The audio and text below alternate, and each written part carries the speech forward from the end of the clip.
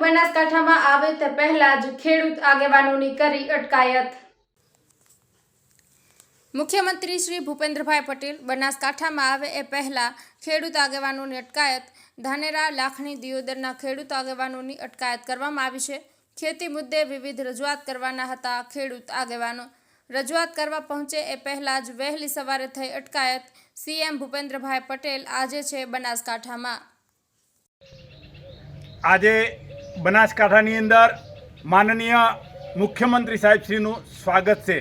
એવા સમયે પોલીસને આગળ કરી અને અમારી નજર કેદ કરેલી છે। અમારી એક જ માગણી છે સરકાર શ્રી પાસે કે જે ભારતમાલા પ્રોજેક્ટ અત્યારે બનાસકાંઠાની અંદરથી છેક ગાંધીનગર સુધી જઈ રહ્યો છે, એની અંદર ખેડૂતોને ફક્ત ને ફક્ત અમારા વિસ્તારની અંદર મીટરના 20 રૂપિયા આપેલા છે, જ્યારે ઉદ્યોગપતિઓએ નેતાઓએ જે એને કરેલી જમીન છે એના 4300 રૂપિયા આપેલા છે। અમે સરકારશ્રીને કહેવા માગીએ છીએ કે અમારી માગણી છે કે જે હિતમાં નિર્ણય લઈ અને ખેડૂતોને યોગ્ય વળતર આપે એવી અમારી માગણી છે।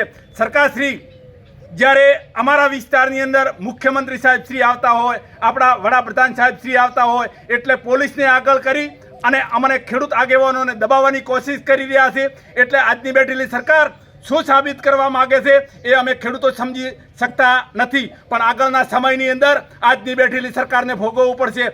કોઈ પણ ભોગે અમે હક લીધા વગર દબવાના નથી। જય જવાન, જય કિસાન।